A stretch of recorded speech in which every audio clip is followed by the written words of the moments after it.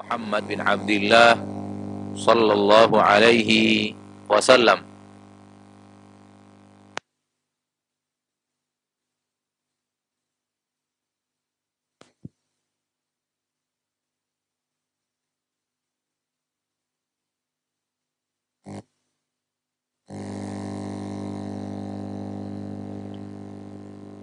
Dari Nabi kita tercinta sallallahu alaihi wasallam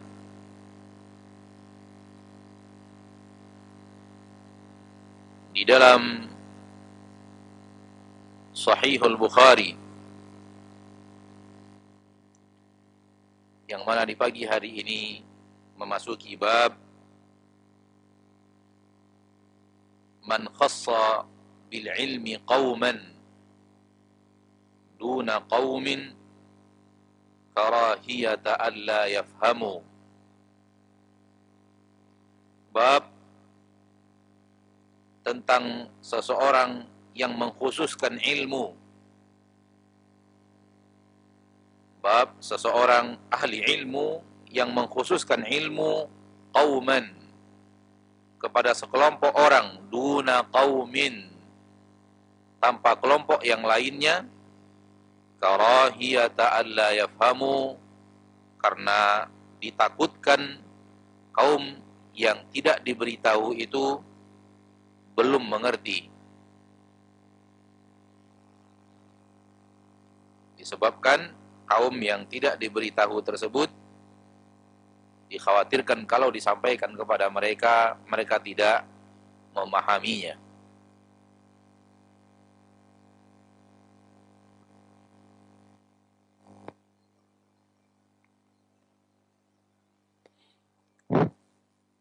Ma'asyiral muslimin,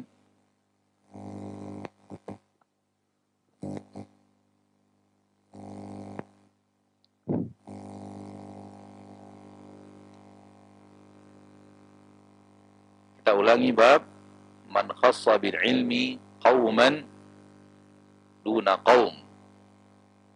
Bab tentang seorang ahli ilmu yang mengkhususkan ilmu kepada sekelompok orang, sekelompok kaum, duna qaumin, tanpa diberitahukan kepada kaum yang lain. Karahiyata alla yafhamu, karena takut yang tidak disampaikan kepada mereka, kalau disampaikan kepada mereka, alla yafhamu, takut mereka tidak memahaminya. Berkata Imam Al-Bukhari rahimahullahu rahmatan wasi'ah,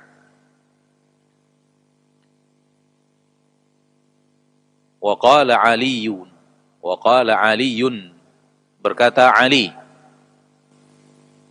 hadithun nasa bima ya'rifun atuhibbuna an yukadzdzaballahu wa rasuluh. Berkata Ali bin Abi Thalib radhiyallahu an, sampaikan hadis kepada manusia bima ya'rifun, sesuai dengan apa-apa yang mereka ketahui. Atuhibbuna an yukadzdzaballahu wa rasuluh, apakah kalian ingin kalau Allah dan Rasulnya didustakan? Kemudian berkata Imam Al-Bukhari, haddatsana Ubaidullah ibnu Musa an Ma'ruf ibni Kharrabudh an Abi Tufail an Aliyin bidzalik. Kemudian Imam Al-Bukhari menyampaikan sanad perkataan Ali bin Abi Thalib tersebut setelah menyampaikan perkataan Ali ibnu Abi Thalib radhiyallahu anhu wa ardhahu. Kita ulangi perkataan Ali bin Abi Thalib radhiyallahu an, dan Imam Al-Bukhari meriwayatkan perkataan tersebut melalui sanad. Hadithun nasa bima ya'rifun. Sampaikanlah pembicaraan kepada manusia. Sampaikanlah hadis kepada manusia. Bima ya'rifun, sesuai dengan apa yang mereka ketahui. Atuhibbuna an yukadzdzaballahu wa rasuluh? Apakah kalian ingin Allah dan Rasulnya didustakan? Dari perkataan Ali bin Abi Thalib,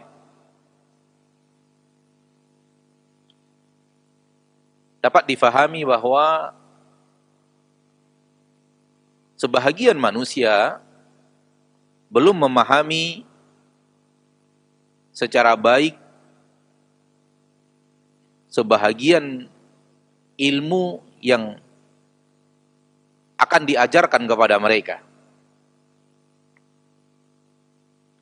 Sehingga apabila ilmu tersebut disampaikan kepada mereka, dikhawatirkan pemahaman mereka tidak sampai kepada ilmu tersebut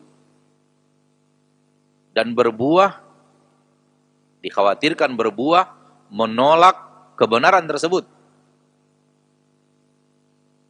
sehingga terjadi pendustaan terhadap Allah dan pendustaan terhadap Rasulullah sallallahu alaihi wasallam, sehingga terjadi pengingkaran terhadap apa yang Allah sampaikan atau pengingkaran terhadap apa yang disampaikan oleh Rasulullah sallallahu alaihi wasallam.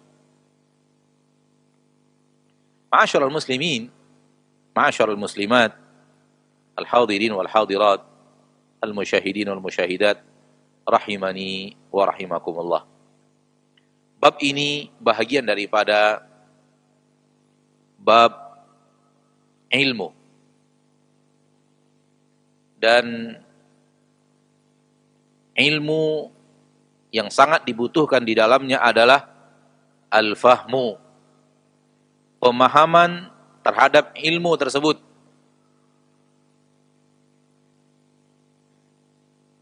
Dan pemahaman terhadap ilmu adalah indikasi dan ciri-ciri kebaikan yang akan Allah tabaraka wa ta'ala berikan kepada seorang hamba. Sebagaimana hadis yang sahih riwayat Imam Al-Bukhari dari Nabi kita tercinta sallallahu alaihi wasallam, beliau bersabda, "Man yuridillahu bihi khairan yufaqihu fid din." Barang siapa yang Allah inginkan untuknya kebaikan, niscaya Allah akan menjadikannya faham terhadap agama. Maka pemahaman terhadap agama adalah sesuatu pertanda akankah Allah memberikan kebaikan kepada seorang hamba, menginginkan kebaikan terhadap seorang hamba atau tidak. Saudaraku-saudariku kaum muslimin wal muslimat rahimani wa rahimakumullah. Jadi bab ini berbicara tentang seorang guru yang harus tahu kemampuan murid-muridnya, yang harus mengerti kemampuan orang yang akan menamarkan ilmu daripadanya, sehingga diberitahukan kepada mereka ilmu sesuai dengan kadar pemahaman mereka terhadap ilmu agama Allah subhanahu wa ta'ala Rabbul Izzati wal Jalalah.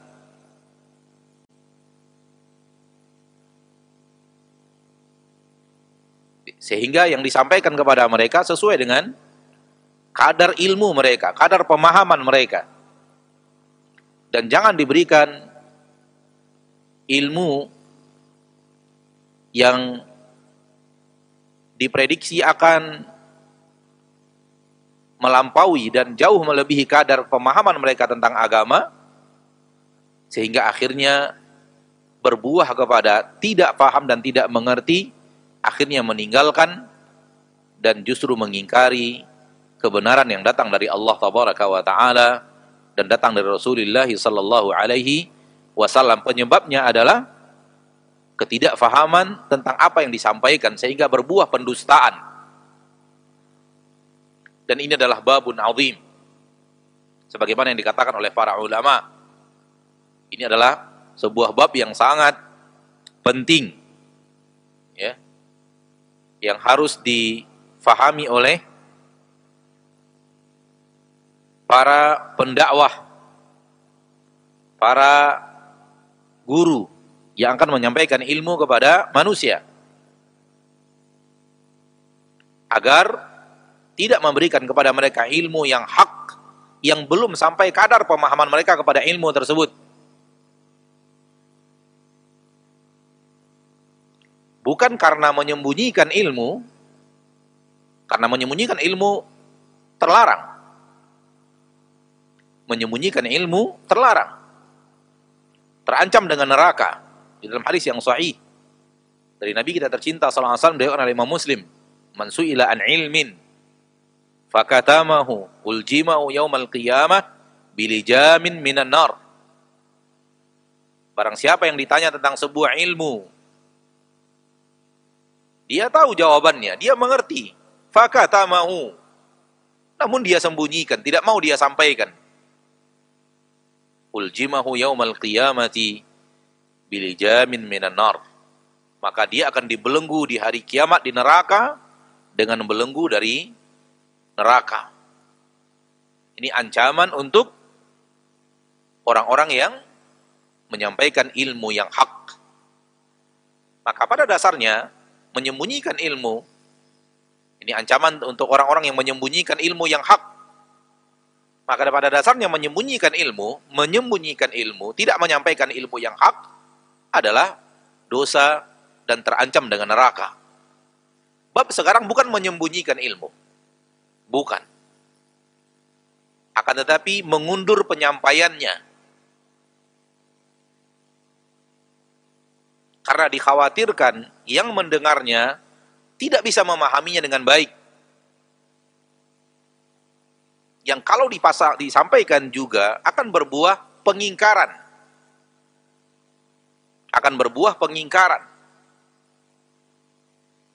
Sehingga akhirnya diundur penyampaiannya sampai sekira-kira dia bisa memahami ilmu yang akan disampaikan,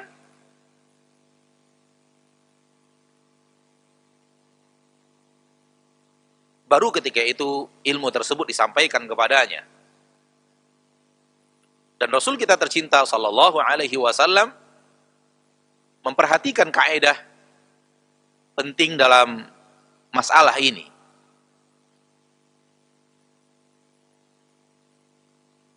Berikut setelah perkataan Ali bin Abi Thalib ini akan dibawakan dalil untuk bab ini oleh Imam Al-Bukhari rahimahullahu rahmatan wasi'ah tentang perkataan Nabi kepada Mu'adz ibnu Jabal radhiyallahu anhu wa ardhah. Dan Mu'adz bin Jabal adalah gudangnya ilmu. Mu'adz bin Jabal termasuk fuqaha'us sahabah, ahli ilmu agama di antara para sahabat. Mu'adz bin Jabal radhiyallahu anhu adalah seorang sahabat yang memang tingkat keilmuannya termasuk tingkat keilmuan yang tinggi di kalangan para sahabat. Di antara murid-murid terbaik Rasulullah SAW dalam mengerti, memahami, menghafalkan ilmu. Dan Rasul kita tercinta sallallahu alaihi wasallam menyampaikan sesuatu kepada Mu'adz ibnu Jabal radhiyallahu taala anhu wa ardhah.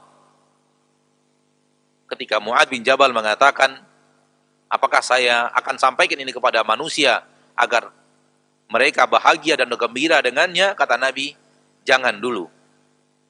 Jangan, karena khawatir nanti mereka tidak mengerti, akhirnya bersandar kepada perkataan ini. Ma'asyiral muslimin, sekali lagi ini bukanlah bab menyembunyikan ilmu, tapi ini mengundur penyampaian ilmu disebabkan keterbatasan pemahaman murid.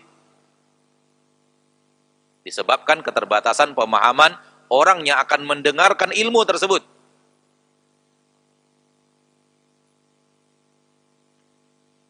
Karena yang paling penting adalah kaum muslimin dan muslimat harus memahami dan sangat harus faham bahwa kalau sesuatu sudah datang di dalam Al-Quran dan sudah datang di dalam hadis yang sahih, maka itu adalah kebenaran, faham kita atau kita tidak faham, mengerti kita atau kita tidak mengerti, bisa kita cerna atau tidak bisa kita cerna. Kalau datang di dalam Al-Quran, kalau datangnya dari Al-Quran, atau datangnya dari hadis Nabi SAW yang sahih, maka itu adalah kebenaran yang pasti.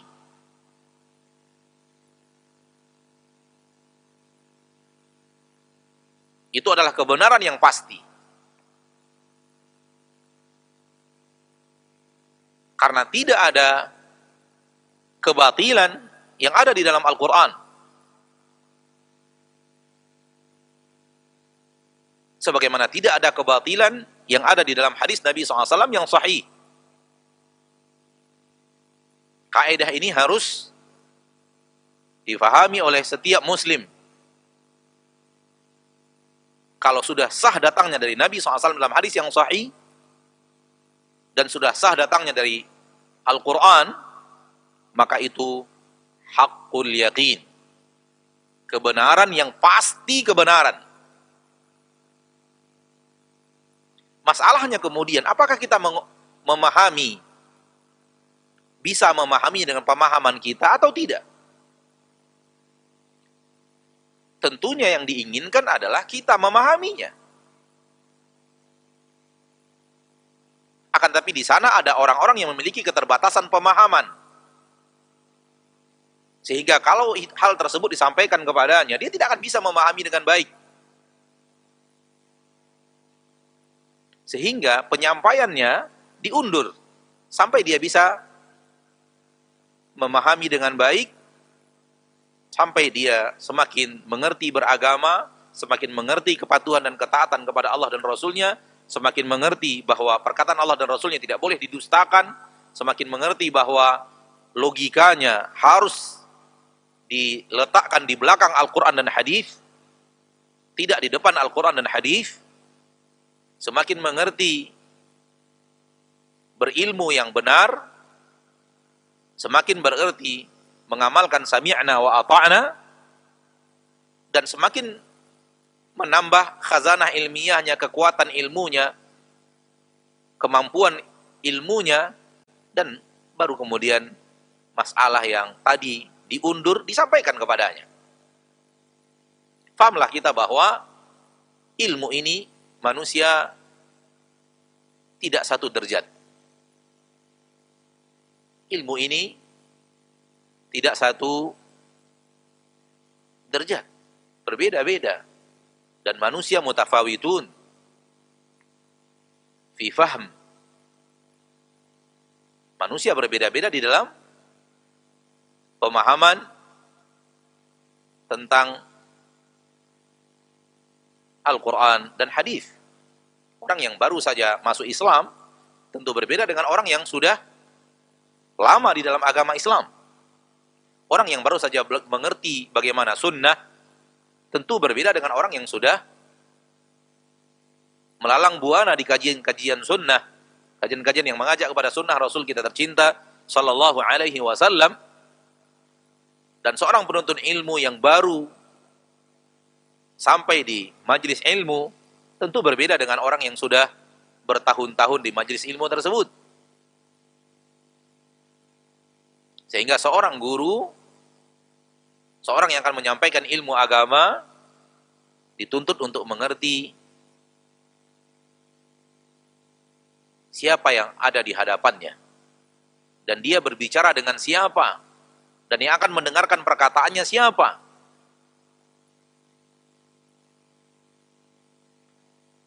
Sehingga dengan itu dia sampaikan ilmu sesuai dengan kadar kemampuan murid yang mendengarkan itu darinya. Inilah makna haditsun nasa bima ya'rifun.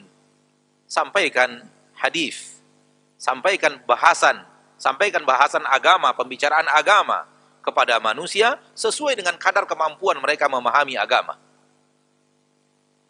Dan ini murid Nabi kita tercinta Muhammad sallallahu alaihi wasallam, sekaligus sepupu beliau Ali bin Abi Thalib.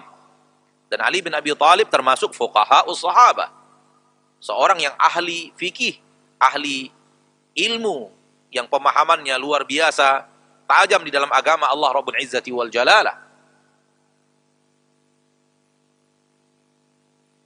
Dan itu mendapat pengakuan dari para khulafa'ur rasyidin. Sampai-sampai Umar radhiyallahu taala anhu wa arda meminta Ali bin Abi Thalib untuk menjadi qadhi, dan tidak dijadikan qadhi kecuali orang-orang yang memang memiliki kemampuan pemahaman ilmu yang sangat baik.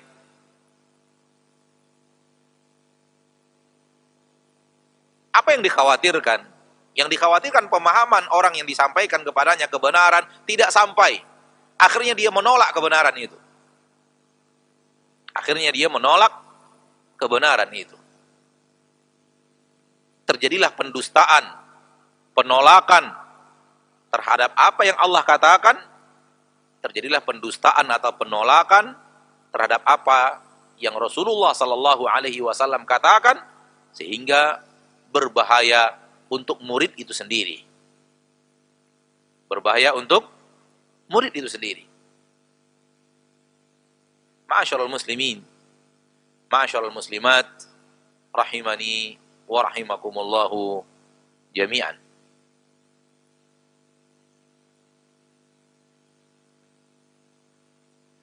Kebenaran seluruhnya sudah disampaikan oleh Allah dan Rasul-Nya. Permasalahannya adalah terkadang akal manusia belum bisa mencernanya dengan baik. Logika manusia belum bisa mencerna dengan baik, atau logika sebahagian manusia. Mungkin ini kalimat yang paling tepat. Logika memahami sebahagian manusia belum bisa memahami dengan baik dan benar. Sehingga kalau disampaikan itu kepada mereka, sementara mereka belum bisa memahami dengan baik dan benar, dikhawatirkan terjadi hal yang berbahaya yang akan mereka lakukan, yaitu tidak maunya mereka menerima apa yang Allah sampaikan, tidak maunya mereka menerima apa yang Rasulullah SAW sampaikan, disebabkan logika mereka tidak bisa memahaminya, disebabkan pemahaman ilmu agama mereka belum sampai untuk bisa memahaminya. Dan itulah yang menjadi penyebab. Maka penyebab di sini adalah maslahat untuk si murid.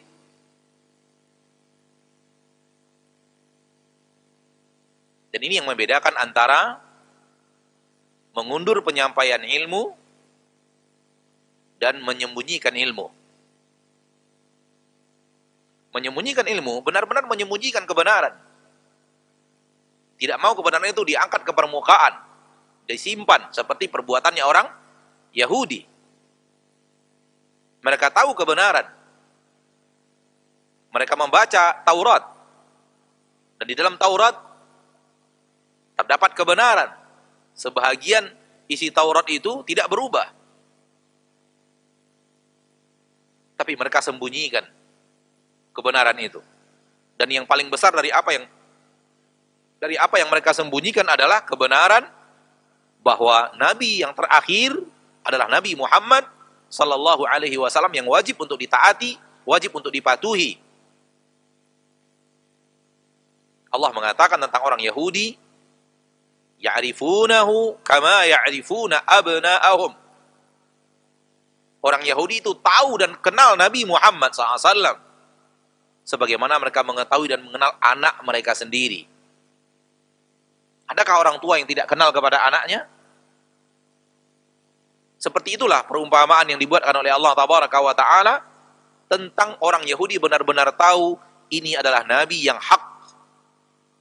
Muhammad adalah Rasul Allah Tabaraka wa Ta'ala yang benar-benar Rasul Allah Tabaraka wa Ta'ala. Namun itu mereka sembunyikan.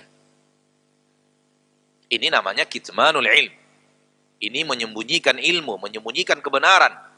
Dan ini terancam dengan neraka.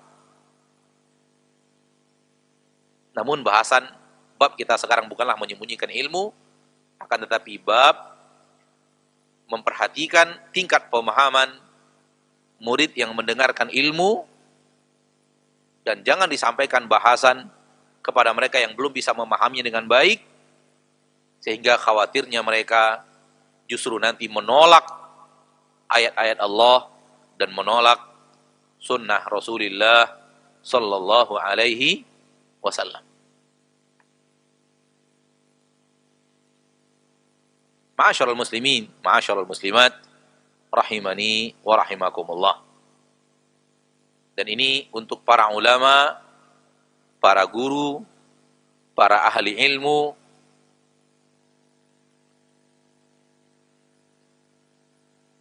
bab ini untuk mereka.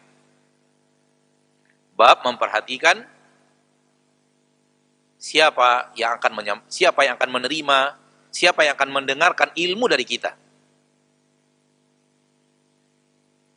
Sehingga dibicarakan untuk mereka sesuatu yang sesuai dengan kadar pemahamannya. Kalau dikhawatirkan mereka belum bisa memahami, maka bahagian ilmu yang dikhawatirkan belum bisa mereka pahami, belum akan disampaikan. Ditunggu saat di mana mereka diprediksi sudah bisa memahami dengan baik.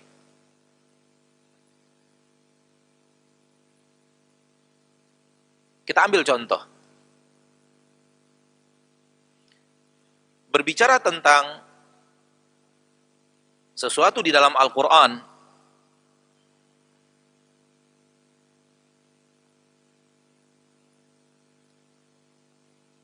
yang sudah nyata di dalam Al-Quran ada,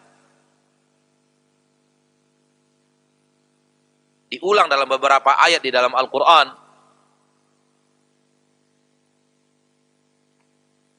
belum tentu orang bisa memahami dengan baik. Semisal ayat-ayat Allah yang berbicara tentang sifat Allah.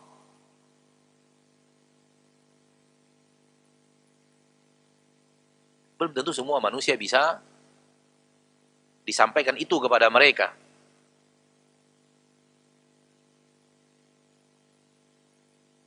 Semisal sekarang ini, dari majelis ini, kita menyampaikan bab yang berhubungan dengan ayat-ayat tentang sifat-sifat Allah. Belum tentu semua pemirsa atau semua yang mendengarkan akan paham dan mengerti. Sehingga kalau disampaikan, dikhawatirkan orang yang mendengar yang tidak paham dan tidak mengerti justru menolak. Padahal itu ada di dalam Al-Quranul Karim. Itu ada di dalam sunnah Nabi kita tercinta Muhammad sallallahu alaihi wasallam.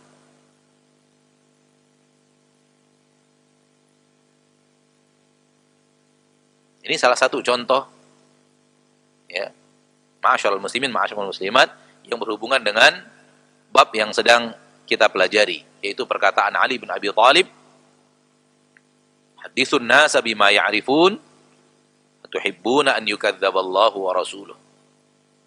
Sampaikan kepada manusia bahasan-bahasan agama, sampaikan kepada mereka pembicaraan, sampaikan kepada mereka hadis Nabi, yang pasti di dalamnya adalah kebenaran, sesuai dengan apa yang mereka ketahui. Sesuai dengan apa yang mereka ketahui. Para ahli ilmu mengatakan bahwa ilmu itu berjenjang. Ada ilmu untuk orang yang baru belajar, dan ada ilmu ketika mereka sudah mumpuni di dalam pondasi-pondasi ilmu. Dan dalam istilah ini para ulama mengatakan asaghirul ilmi wa akabirul ilm. ada ilmu-ilmu kecil, maksudnya ilmu-ilmu pondasi, ada ilmu-ilmu besar. Dan seorang alim Rabbani, seorang alim yang benar-benar pandai mendidik, pertama akan mendidik murid-muridnya di dalam ilmu yang sifatnya adalah ilmu untuk para orang-orang yang baru belajar dengannya, diberikan ilmu-ilmu asagir, ilmu-ilmu yang sifatnya adalah untuk pemula, baru kemudian setelahnya ditambahkan yang lebih daripada itu, ditambahkan yang lebih daripada itu, ditambahkan yang lebih daripada itu.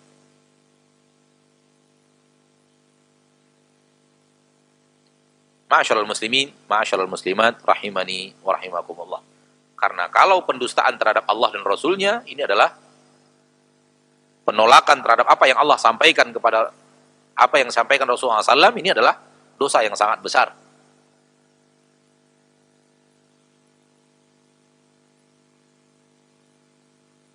Dan ini ada kaitannya dengan bab sebelumnya.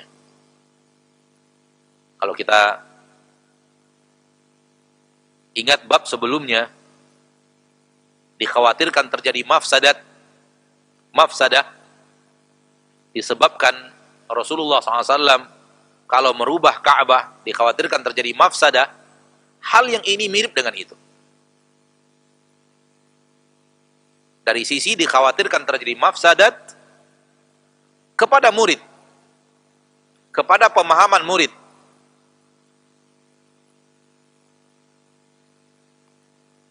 Sehingga diundur penyampaiannya.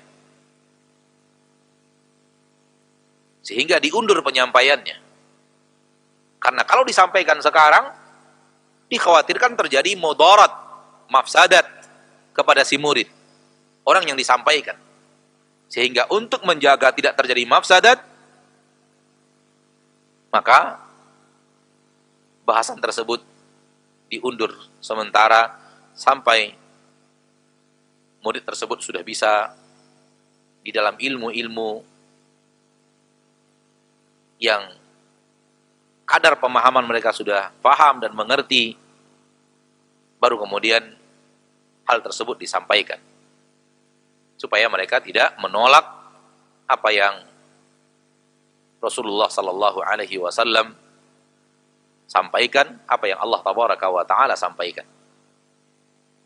Dan ini juga termasuk di dalam sebuah kaidah besar, ya, memperlakukan manusia sesuai dengan jenjangnya. Memperlakukan manusia sesuai dengan jenjangnya. Manusia tidak sama dalam jenjang.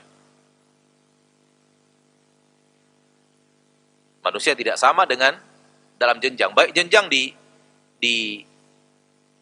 tengah masyarakat, manusia berbeda-beda. Ada yang pemimpin, ada yang pemuka, ada yang bangsawan. Ada yang di bawahnya, ada yang di bawahnya, ada yang setara dengan kita, ada yang di bawah kita. Demikian juga dengan derajat ilmu. Demikian juga dengan derajat ilmu. Ada orang yang ilmunya sudah mumpuni, sudah memahami kaidah-kaidah beragama dengan baik, sudah tidak akan dikhawatirkan pendustaan terhadap Allah dan Rasulnya, penolakan terhadap firman-firman Allah dan sabda-sabda Rasulullah. Ada murid-murid manusia yang sudah mengerti, kalau toh pun dia tidak faham, dia tidak akan menuding Al-Quran dan hadis salah. Tapi yang akan dia khawatirkan bahwa yang dia akan tuding bahwa pemahamannya belum bisa memahami dengan baik, mencerna dengan baik.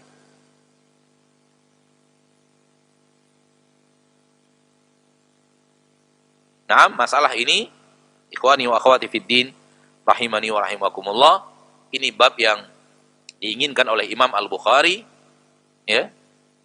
Dan sekali lagi bahwa ini bukanlah menyembunyikan ilmu. Dan perkataan Ali bin Abi Thalib juga diriwayatkan dari sahabat-sahabat yang lainnya.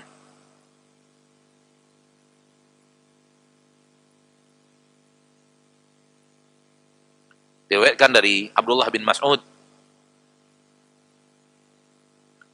Abdullah bin Mas'ud mengatakan, perkataan Abdullah bin Mas'ud radhiyallahu taala an, "Ma anta muhadditsan qauman haditsan la tablughuhu 'uquluhum illa kana li ba'dihim fitnah." Tidaklah engkau menyampaikan suatu bahasan kepada suatu kaum yang mereka, pemahaman mereka, akal mereka belum sampai kepada itu, pada bahasan itu, illa kana li ba'dihim fitnah, melainkan ilmu yang kau sampaikan kepada mereka akan menjadi fitnah bagi sebahagian mereka.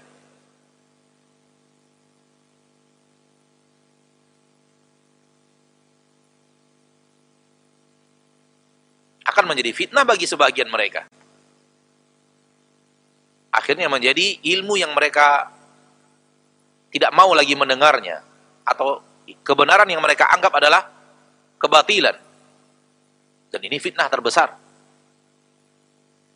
Pengingkaran terhadap apa yang Allah katakan, pengingkaran terhadap apa yang Rasulullah SAW katakan.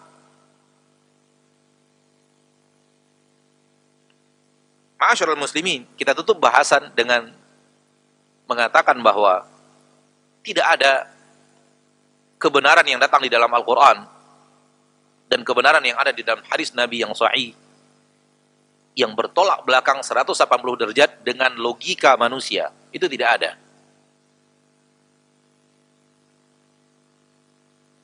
Semua dalil di dalam Al-Quran dan Sunnah pasti bisa difahami dengan baik oleh logika manusia yang sehat.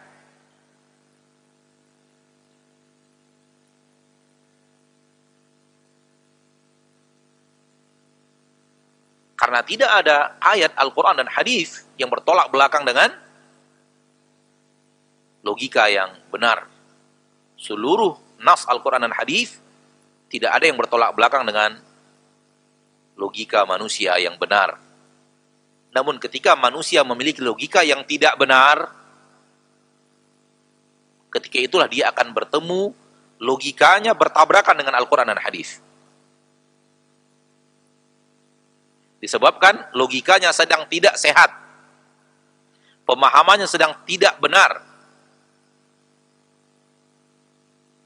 Dan ini terjadi. Dan ini terjadi. Dan pada pertemuan yang lalu, bukan di masjid ini, di salah satu bahasan kajian di Kota Pekanbaru,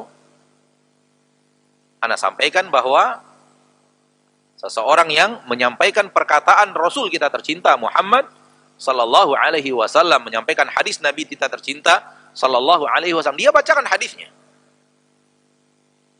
Ana tidak ingin menyebut namanya karena nama itu begitu masyhur di kalangan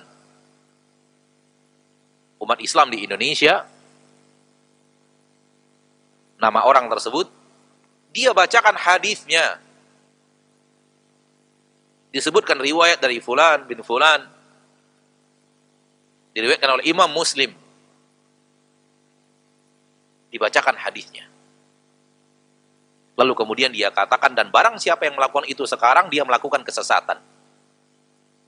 Na'udzubillah, tsumma na'udzubillah min dzalik. Sebelumnya dia menyampaikan sesuatu dari Nabi. Setelah itu dia mengatakan, kalau sekarang kita lakukan itu ciri kesesatan. La haula wala quwwata illa billah. Lihat, seorang yang juga dianggap ahli ilmu oleh sebagian umat Islam di Indonesia, terjerumus ke dalam menolak hadis Nabi karena tidak sesuai dengan logika ilmu yang dia telah pelajari.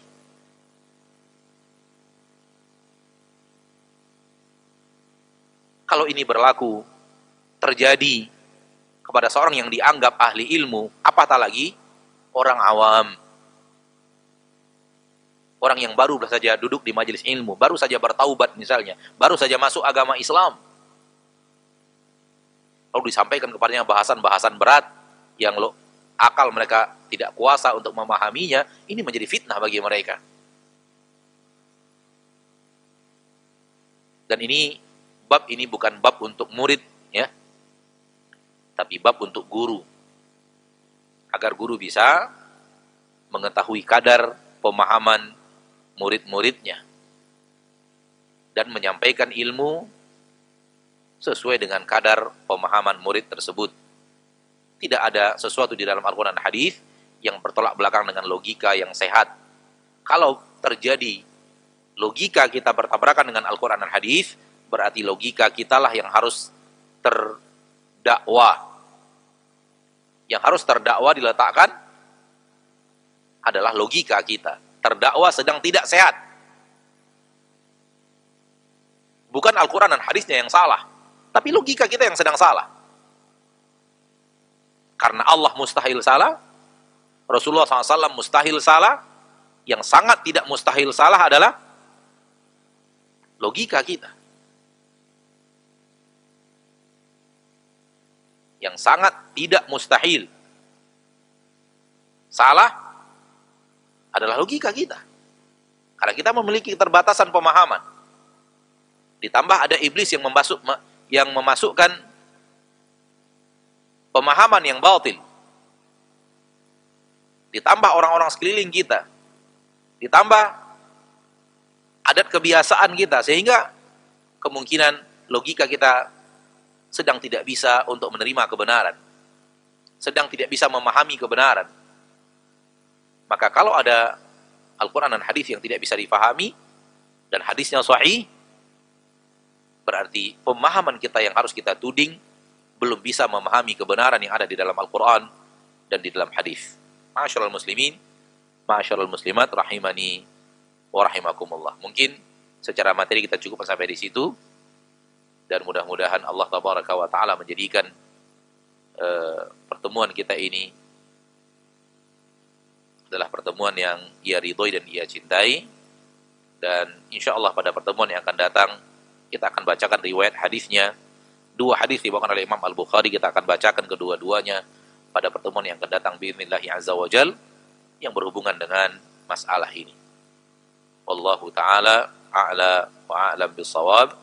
Kita gunakan sebagian waktu yang tersisa untuk menjawab pertanyaan dari ikhwan dan hadirin wal hadirat. Wallahu ta'ala. Pertanyaan pertama, bagaimana jika kita sampaikan kebenaran, tetapi orang-orang menolak apa yang kita sampaikan? Bagaimana sikap kita? Apakah menjelaskan semampunya atau meninggalkannya?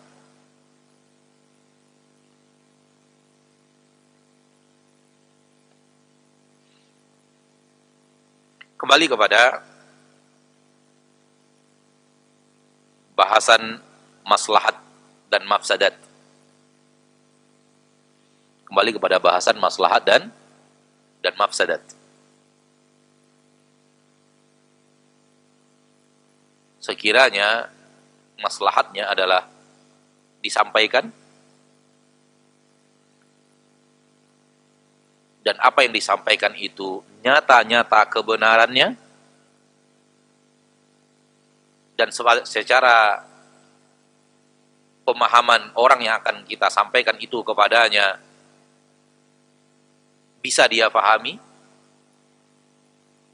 sangat mudah untuk difahami, namun penghalang orang tersebut untuk menerimanya kebiasaan, maka perlu disampaikan.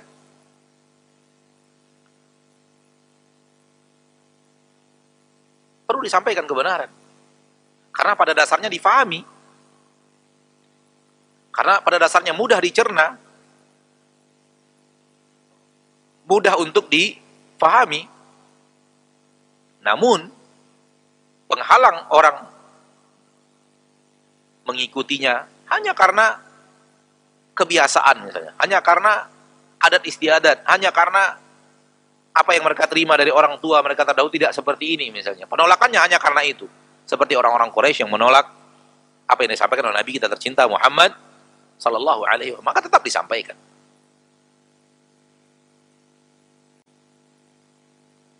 Namun bahasan kita sekarang bukanlah masalah itu.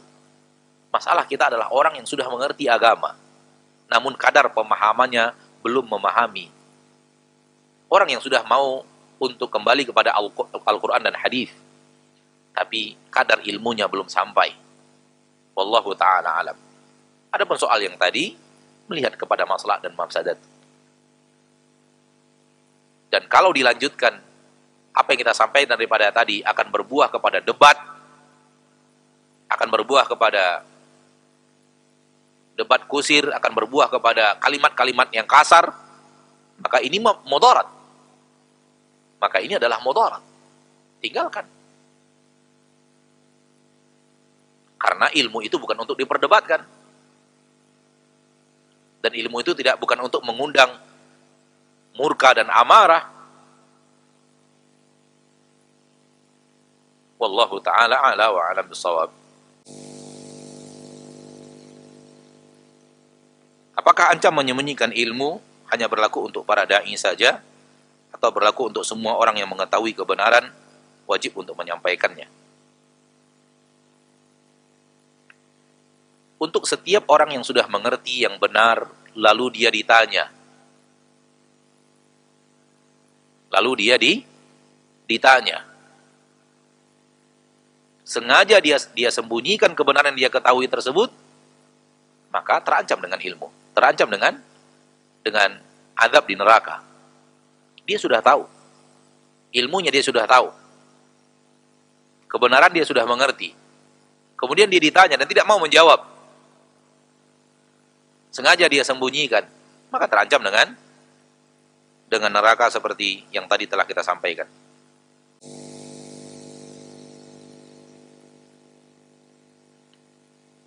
Berikutnya pertanyaan masih sesuai dengan tema pada kesempatan yang berbahagia ini. Apakah dengan mengundur untuk memberikan ilmu yang hak, qadar Allah orang yang belum mengerti itu meninggal dunia, apakah ada dosa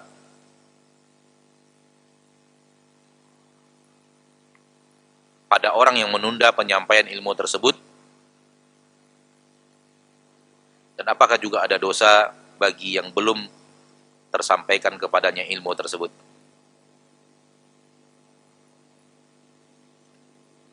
Sekali lagi, bab ini adalah bab untuk para guru, sehingga bisa dimengerti dengan baik oleh para guru. Ya. Adapun yang berhubungan dengan ilmu-ilmu wajib, itu gampang sekali memahaminya. Dan harus disampaikan kepada murid. Namun, bahasan yang sedang kita bahas adalah daqaiqul ilm. Ilmu-ilmu yang halus, ilmu-ilmu yang sifatnya adalah fardu kifayah dan bukan fardu ain. Ala kulli hal, ya, tidak usah diperpanjang karena memang bahasan ini tidak berlaku kepada ilmu-ilmu yang sifatnya fardu ain. Karena fardu ain sudah ada takarannya dan itu semua harus disampaikan.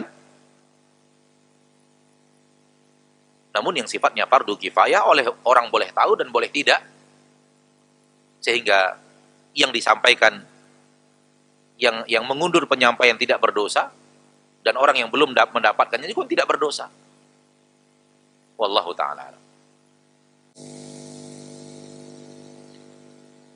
Pertanyaan berikutnya, apakah mengkhususkan ilmu kepada suatu kaum dari kaum lain, termasuk di dalamnya contohnya adalah menjelaskan mengenai kondisi orang tua Nabi kita sallallahu alaihi wasallam kelak di akhirat?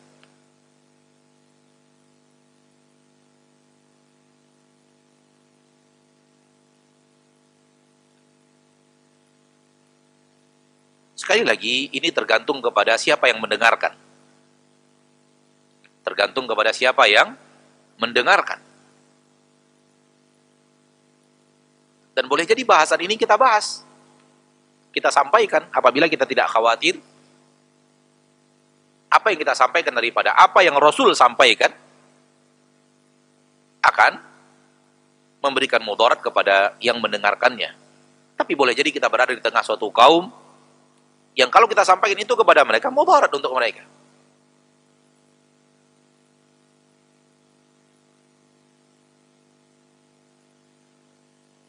Telah datang hadis yang sahih dari Rasul kita tercinta SAW, dan sudah kita katakan tadi bahwa apa yang datang dari Nabi dan hadisnya sahih, murni kebenaran, mutlak kebenaran. Yang apapun yang menyelisihinya batil. Apapun yang menyelisihinya adalah batil. Kita sampaikan tadi. Fahami itu dengan baik.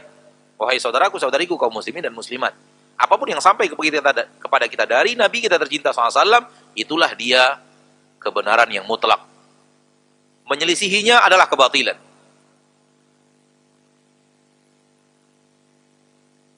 Karena Nabi berbicara melalui wahyu. Tidak dari hawa nafsu beliau. Dan beliau dijaga oleh Allah salah. Dijaga untuk tidak salah. Dijaga dari kesalahan. Menyampaikan sesuatu. Kaidah ini harus duduk dengan matang, dengan kuat di hati sanubari setiap muslim dan muslimah.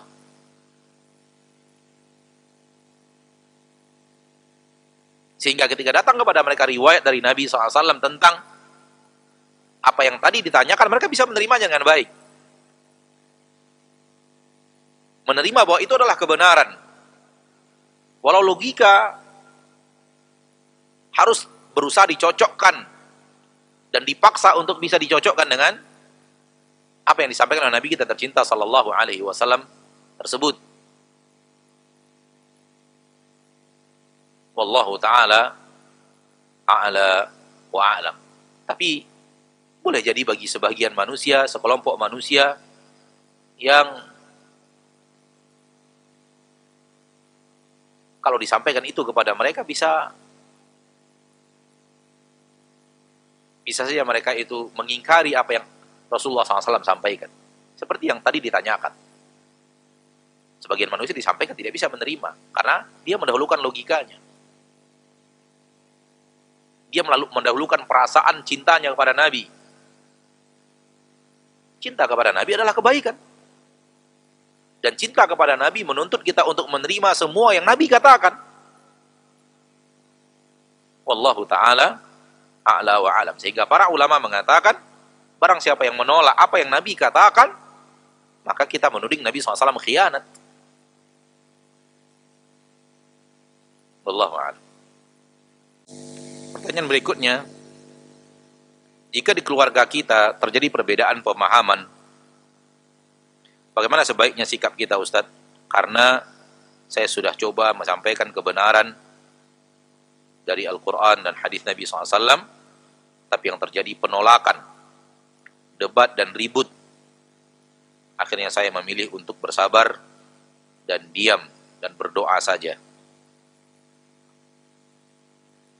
Yang benar adalah jauhi ribut,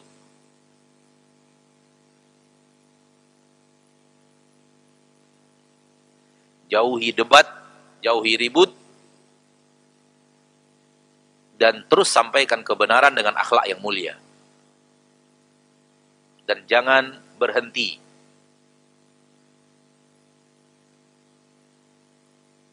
Dan jangan berhenti. Sampaikan kebenaran. Ya. Dan jangan berhenti menyampaikan kebenaran. Dan hindari berdebat.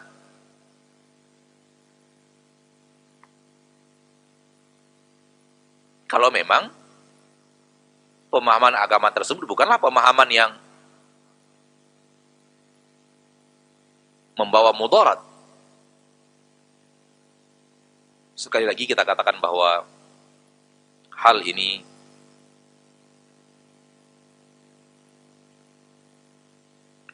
terkadang agak sulit difahami karena dia berhubungan dengan takaran ilmu. Kalau yang kita mengajak kepada sunnah Nabi, Nabi sunnahnya begini, Nabi mengamalkan seperti ini, mari kita ajak mengamalkan seperti ini, kemudian ditolak oleh orang-orang, maka ini bukanlah ilmu yang harus disembunyikan. Karena ini adalah sesuatu yang dikerjakan Nabi. Kita menyampaikan apa yang dikerjakan Nabi. Kalau kemudian seperti yang tadi kita katakan, mereka menolaknya karena kebiasaan. Mereka menolaknya karena kebiasaan. Mereka menolaknya karena adat istiadat di tengah mereka. Bukan penolakan itu berakibat dari tingkat pemahaman mereka. Maka tetap akan kita sampaikan. Seperti kita sampaikan sesuatu yang datang dari Nabi kita tercinta di mimbar-mimbar ini, di podium-podium ini, walau sebagian kaum muslim merasa apa yang kita sampaikan ini salah. Karena kebiasaan di tengah mereka tidak seperti itu.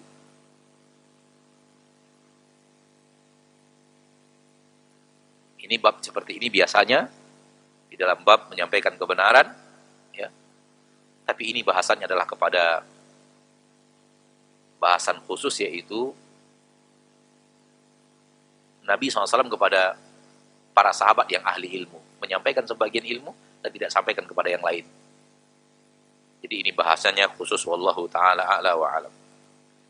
Itu tadi pertanyaan-pertanyaan seputar materi. Lalu pertanyaan berikutnya di luar materi. Pertama, apa artinya Habib itu, Ustadz? Habib secara bahasa Arab artinya orang yang dicintai. Habib secara bahasa Arab artinya orang yang dicintai. Dari kata-kata habba yuhibbu. Ya. Habibun atau mahbub. Maka Habib secara bahasa Arab artinya orang yang dicintai. Dan jamaknya adalah habaib. Habibun, habibani, habaib.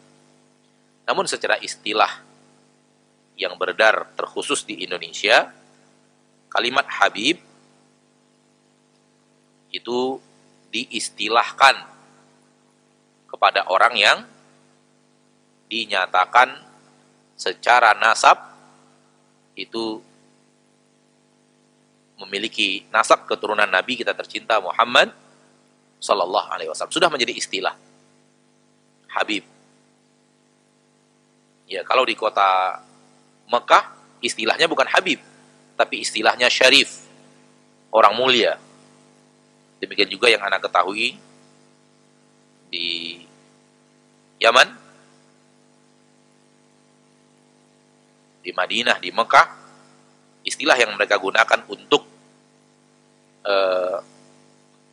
istilah yang Habib di negeri kita, istilah yang mereka gunakan adalah Syarif. Syarif untuk laki-laki dan Syarifah untuk wanita.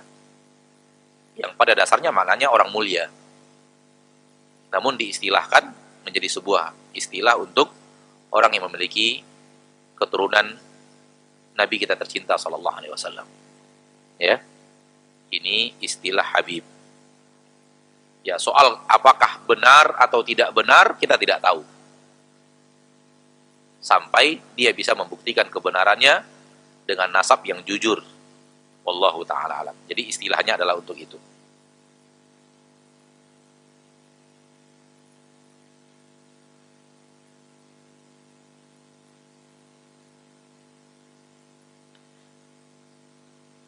Ustaz, bagaimana jika ada online shop yang menjual barang dengan harga 100.000, tetapi untuk mempermudah pengecekan mutasi,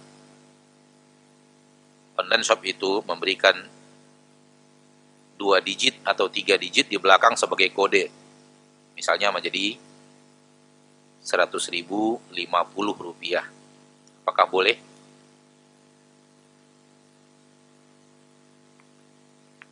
Jual beli bukanlah pinjam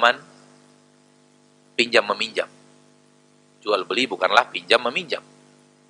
Sehingga kalau dilebihkan 50 itu tidak termasuk riba. Artinya kita membeli menjadi 100.050 rupiah. Kita membeli barang toh. Jadi bukan sifatnya adalah hutang. Namun kalau dia sifatnya adalah hutang, maka penambahan berapapun menjadi riba. Ya, mungkin yang dikhawatirkan adalah riba. Kalau dia adalah bab jual beli, dia bukanlah bab riba. Apalagi barang dan uang berbeda. Nabi SAW mengatakan, "Idza ikhtalafatil ajnasu fabi'u kaifa syi'tum." Kalau sudah berbeda jenis, bukan lagi emas sama emas, bukan lagi perak dengan perak, bukan lagi gandum dengan gandum, bukan lagi kurma dengan kurma, bukan lagi garam dengan garam, bukan lagi syairah dengan syairah. Maka fabi'u kaifa syi'tum, jual belilah sesuai dengan apa yang terserah kalian. Maka kalau dia adalah pembayaran, bukan hutang, pembayaran dari nilai barang, dibayarkan pembelian, satunya nilai tukar rupiah, dan satunya adalah nilai tukar barang, maka dilebihkan pun dari angka yang telah disepakati, itu bukanlah riba. Wallahu ta'ala alam. Kalimat yang sering saya dengar, makanlah ketika lapar dan berhentilah sebelum kenyang. Apakah ini hadis? Wallahu alam. Sepengetahuan saya ini bukan hadis Nabi kita tercinta Muhammad sallallahu alaihi wasallam. Sepengetahuan ana bahwa tidak ada hadis Nabi dengan lafaz seperti itu. Wallahu taala alam. Pertanyaan terakhir, apakah cucu yang saleh pahalanya dapat mengalir kepada neneknya, Ustaz? Allah Maha tahu. Allah Maha tahu akan amalan kita. Kalau kita mendidik anak dengan baik, dan hasil didikan kita terhadap anak, kemudian anak itu juga mengajarkan apa yang dididikkan kepadanya, kepada cucu kita, akan mengalir. Akan mengalir. Kemudian si cucu mengajarkan lagi ke cicit kita. Allah Maha menghitung bahwa itu adalah jasa kita. Itu adalah usaha kita. Maka akan mengalir kepada neneknya, kepada kakeknya. Wallahu ta'ala a'la wa a'lam bisawab. Sampai di sini bahasan kita pada kesempatan yang berbahagia ini. Semoga Allah tabaraka wa ta'ala menjadikan kita hamba-hamba yang senantiasa berusaha untuk mengamalkan ilmu yang kita pelajari dan ilmu yang kita ketahui. Dan semoga Allah tabaraka wa ta'ala menjadikan kita orang yang mengakhiri hidup kita dengan husnul khatimah. Amin ya rabbal alamin. Kita tutup dengan doa kafaratul majlis. Subhanakallahumma wa bihamdik, asyhadu an la ilaha illa anta, astaghfiruka wa atubu ilaik. Assalamualaikum warahmatullahi wabarakatuh.